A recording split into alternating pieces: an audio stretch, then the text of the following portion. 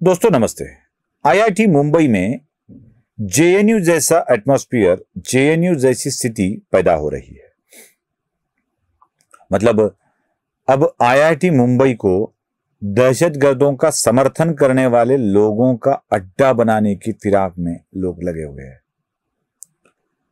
देख लिया हमने कि क्या क्या होता है आईआईटी में। आईआईटी में दो लोग हैं, एक प्राध्यापिका है शर्मिष्ठा शाह, जिन्होंने एक कार्यक्रम का आयोजन किया था और उसमें बात करने वाले थे सुधनवा देशपांडे, जो एक वामपंथी कार्य करने वाले हैं और जिन्होंने अपने भाषण में पैलेस्टीनी उग्रवादियों को समर्थन दिया था। जकेरिया जुबैदी और घासान कानाफानी, इन दोनों के बारे में अच्छी अच्छी बातें कही गई। इन्होंने कहा कि जकेरिया जुबैदी और घासान कानाफानी का युद्ध यह एक फ्रीडम स्ट्रगल है। हमास दहशतगर्द संगठन नहीं है, बल्कि ये फ्रीडम का स्ट्रगल ये लोग कर रहे हैं। मैं वही भाषण वहीं का जैसे का तैसे आपको सुनाता हूं, सुन लीजिए। अंग्रेजी में है, 2-3 मिनट लगेंगे, इसको सुन लीजिए। In 2015, the first time I gone to Palestine, I've been there twice. On my first visit, I was lucky to meet Zakaria Speak. And Zakaria at that time was in Kanafani said that look, in order to have liberation, we need guns. We have to fight the occupation. It has to be an armed struggle.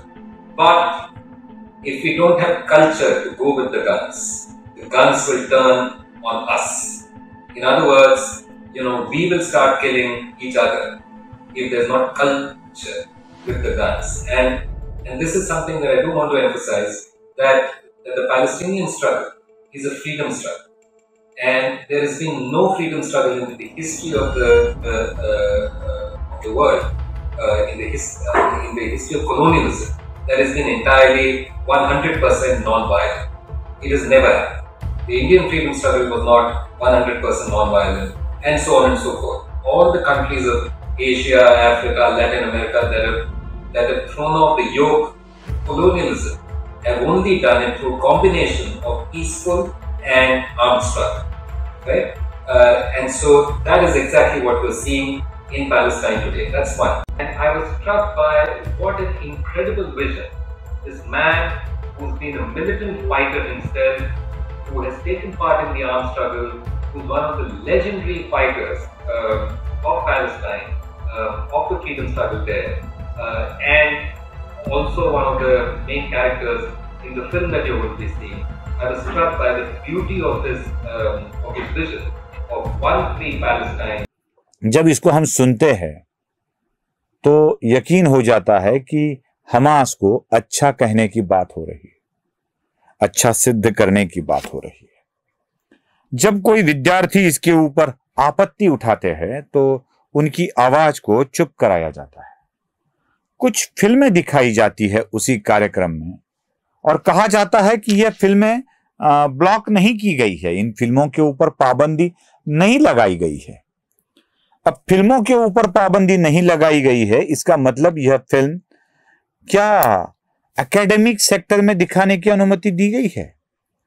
ऐसी कोई भी विवादास्पद film ना दिखाने का नियम अगर वहां बनाया जाता है या वहां पर उन संकेतों का पालन किया जाता है, तो क्यों कश्मीर फाइल्स को वहां नहीं दिखाया गया? कश्मीर फाइल्स पे भी तो पाबंदी नहीं लगाई गई थी। तो कश्मीर फाइल्स जैसी फिल्म नहीं दिखाते हो और ये फिल्म दिखाते हो हमास के समर्थन वाली जैसी।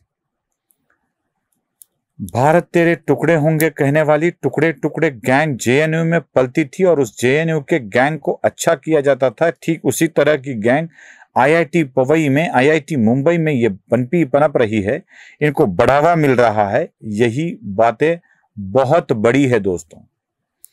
क्या जानते नहीं कि जकेरिया जुबैदी और वो कानाफानी तेल अवीव में हुए विस्फोट के आरोपी है? क्या जानते नहीं कि इजराइल के साथ जो भी कुछ जातियां की गई उन्हीं के ये आरोपी हैं? अगर इस तरह के बातों को समर्थन दिया जाता है और आईआईटी में ये बातें की जाती है तो आईआईटी के ऊपर भी कार्रवाई करनी पड़ेगी, वहां के प्राध्यापकों के ऊपर भी कार्रवाई करनी पड़ेगी। आप पैलेस्टीन को समर्थन दे सकते हो, आप पैलेस्टीन के पक्ष में खड़े हो सकते हो, लेकिन पैलेस्टीन के पक्ष में खड़े होते हुए हमास जैसे उग्रवादी संगठनों के साथ खड़े रहना, ये कहां की न्याय संगत बात हुई? अगर इस तरह की बातें अगर आप करने लगते हो और महाराष्ट्र की सरकार इनके ऊपर कोई कार्रवाई नहीं करती है, मैं तो कहूंगा कि शर्मिष्ठा शाह जैसे व्यक्तियों को आईआईटी पवई में रुकना ही नहीं चाहिए, रुकना ही नहीं चाहिए, रुकने देना ही नहीं चाहिए, बल्कि वहां से उन्हें तुरंत बर्खास्त कर देना चाहिए। सुधनवाद देशपांडे जैसे लोगों को भी इस तरह के उग्रवादियों को समर्थन करने के जुर्म में उनके ऊपर भी कार्रवाई होनी चाहिए। न जाने कब होगी कार्रवाई, न जाने कब लोग सुधरेंगे, पता नहीं है। देखते हैं क्या कार्रवाई होती है या नहीं होती है। जाते जाते एक बात बता दूं, दिवाली के छुट्टियों के लिए मैं गांव जा रहा हूं, इसलिए हो सकता है कि इस वीडियो के बाद के पूरे वीडियो शायद एनालाइजर न्यूज हिंदी पर ना आए। अगर ना आए तो मैं छुट्टियां मनाने जा रहा हूं, ऐसा समझ लीजिएगा। और जैसे छुट्टियां मनाकर वापस आ जाता हूं, वैसे वीडियो बनाकर आपके सामने भी प्रस्तुत हो जाऊंगा, क्योंकि छुट्टी सबको देनी है। मैं जा रहा हूं तो एडिटर को भी देनी होगी, बाकी लोगों को भी देनी होगी, इसलिए छुट्टी का माहौल यूट्यूब चैनल पर भी हो सकता है। धन्यवाद।